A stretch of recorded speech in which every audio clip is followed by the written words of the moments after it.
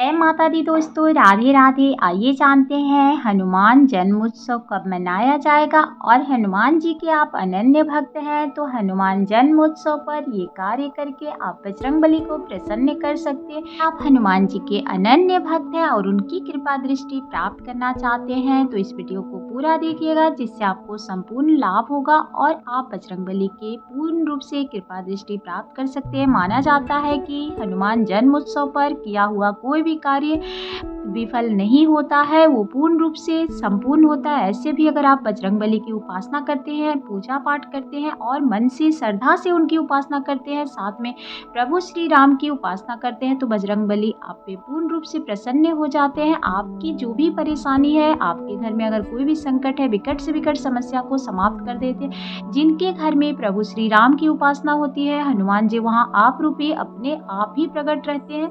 तो कभी भी आप बजरंगबली की उपासना करना चाहते हैं तो साथ में प्रभु श्री राम का नामों का जाप कर सकते हैं। उनके नामों को आप लिख सकते हैं, जिससे हनुमान जी बहुत प्रसन्न होते हैं। जो भी भक्त उनको भक्ति भाव से पूजा करते हैं और साथ में सिया राम का जाप करते हैं, बजरंगबली आप रूपी उस स्थान पे प्रकट रहते हैं, उनके घर की सभी समस्याएं समाप्त कर देते हैं। तो जान लेते हैं कि हनुमान जन्मोत्सव किस दिन मनाया जाएगा, शुभ तिथि क्या है और उस दिन आपको कौन से कार्य करने चाहिए, कौन से कार्य नहीं करने चाहिए। अगर आप बजरंगबली के अनन्य भक्त हैं तो आपको उस दिन विधिवत उनकी उपासना करनी चाहिए। सबसे पहले तो ये समझ लीजिए कि 12 अप्रैल को जन्मोत्सव का दिन मनाया जाएगा, जो कि चैत्र पूर्णिमा के नाम से भी जाना जाता है। उसी दिन बजरंगबली का जन्म दिवस भी है और उसी दिन पूरी विधिवत उनकी उपासना की जाती है और छोटे छोटे उपाय करके आप अपने घर के विकट से विकट समस्या को समाप्त कर सकते हैं। अगर आपके घर में नकारात्मक ऊर्जा है तो आप पूर्ण रूप से समाप्त कर सकते हैं। अगर आप बजरंगबली की पूरे मन से और श्रद्धा से पूजा करते हैं तो उस घर में कोई भी समस्या नहीं टिकती। उस दिन आपको प्रभु श्री राम की उपासना भी करनी है, क्योंकि बजरंगबली तभी प्रसन्न होते हैं जब आप उनकी उपासना करते हैं, उनके नामों का जाप करते हैं। बजरंगबली की उपासना करने से पहले उनके प्रभु श्री राम की आप नामों का जाप करते हैं, उनकी पूजा करते हैं, तभी वो प्रसन्न होते हैं। उस जगह पे वो हमेशा प्रकट रहते हैं और उस स्थान पे हमेशा निवास करते हैं, क्योंकि एक बजरंगबली ही ऐसे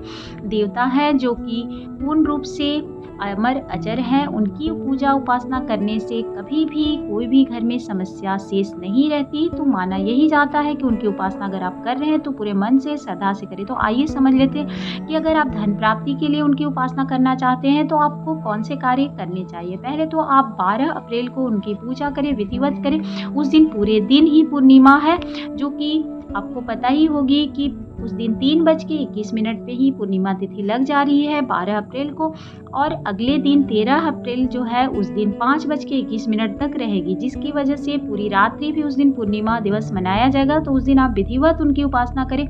जितना जल्दी हो सके उस दिन स्नान दान करके आप उनकी हनुमान चालीसा का पाठ कर सकते हैं, प्रभु श्री राम के नामों का जाप कर सकते हैं। उससे बहुत लाभ होता है और घर की विकट से विकट समस्या तो खत्म होती है, साथ में उस घर में कभी भी कोई भी निगेटिव ऊर्जा नहीं रहती। वहाँ के समझ लेते हैं कि आप बजरंगबली को प्रसन्न कैसे कर सकते हैं। सबसे पहली बात तो आप जन्म दिवस पे कौन से कार्य आपको करने चाहिए।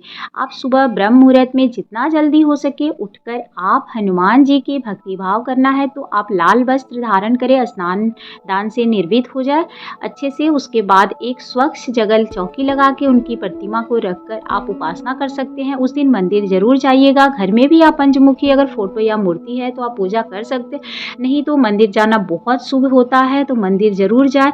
आप मंदिर अगर जा रहे हैं तो चमेली का जो तेल का दीपक होता है जरूर जलाना चाहिए। हो सके तो आप घी का भी दीपक जलाएं। घी का दीपक जलाने से धन धान्य की कमी नहीं होती, सुख समृद्धि आती है।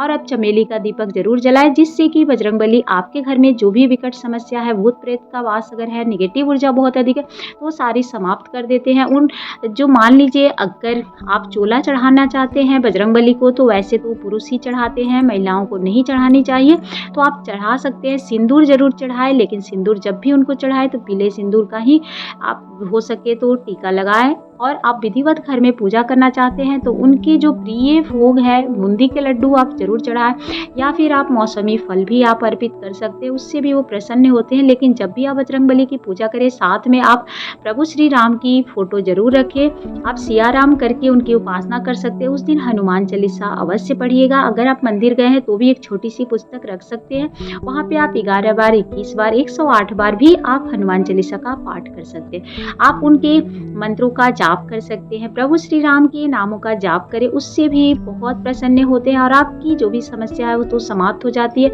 अगर आप हनुमान चालीसा का पाठ करें या बजरंग बाण का पाठ कर रहे हैं, चाहे फिर आप उनके मंत्रों का जाप कर रहे हैं, तो आप जो भी उनके कर रहे हैं, या तो फिर आप सुंदरकांड का पाठ कर रहे हैं, जितनी भी श्रद्धा से मन से करें, बस पूरे भक्ति भाव से आपको करना है। प्रभु श्री राम के नाम का तो सबसे पहले आपको जाप करना है, तभी आपको फल प्राप्त होंगे।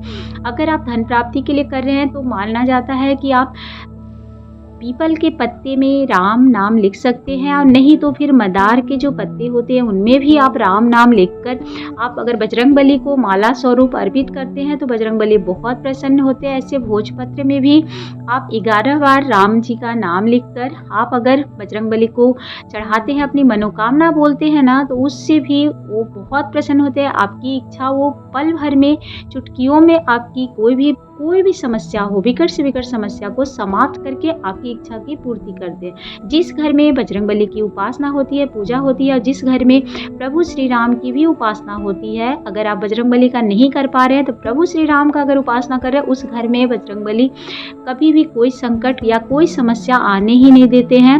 आप देखेंगे कि आपके घर में अगर बहुत अधिक परेशानी है, आप 2 पल के लिए ही हनुमान चालीसा का पाठ करते हैं, दीपक जलाते हैं, चमेली का तेल का दीपक अगर मंदिर में जलाते हैं, बजरंगबली की मंगलवार या शनिवार को आप जाकर मंदिर में पूजा करते हैं या घर में करते हैं, तो उस घर में कभी कोई समस्या आती ही नहीं है। बजरंगबली उसको कोसों दूर पहले से ही भगा देते हैं। तो इतना जान लीजिएगा कि बजरंगबली की उपासना करने से आपके हाथ कभी खाली नहीं होंगे।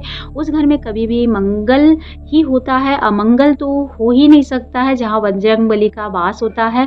तो आप विधिवत उनके जन्म उत्सव पर ये कार्य करें, जिससे कि आपको संपूर्ण लाभ होगा। और मान लीजिए कि अगर आपके घर के जो दरवाजे हैं अगर दक्षिण मुखी है, तो आप बजरंगबली के जन्म उत्सव के दिन में पंचमुखी तस्वीर लगा सकते हैं। अपने घरों में भी आप पंचमुखी छोटी सी मूर्ति या तस्वीर अपने घर में भी स्थापित कर सकते हैं, बहुत लाभ होता है। अगर उसके बाद भी आपको परेशानी लगी रहती है तो आप पंचमुखी दीपक उस दिन शाम के समय पूजा करें और पूरी तरह से उपासना करके दरवाजे पे जला सकते हैं, जिससे भी आपके घर में कोई समस्या है या आपके बच्चे पे समस्या या आपके घर पे समस्या या हमेशा कोई बीमार रहता है तो वो भी टल जाती है। तो इस तरह से आप उपाय कर सकते हैं। और नहीं अगर हो सकता है तो मंदिर में जाकर 108 हनुमान चालीसा का आप पाठ कर सकते हैं, नहीं तो सुंदरकांड का पाठ कर सकते हैं। आपकी समर्थानुसार मंदिर में कहीं एक ऐसे स्थान पे बैठ जाए, बजरंगबली की उपासना करने के बाद आप कर सकते हैं। आपकी समर्थानुसार ही आप संकल्प लें, और नहीं तो अपने घर में भी आप सुबह ब्रह्म मुहूर्त में कर सकते हैं या शाम के समय करें, तभी आपको लाभ होगा।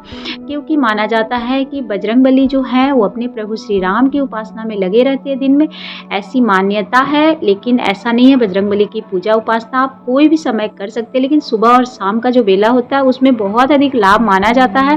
तो ये शास्त्र में वर्णित है।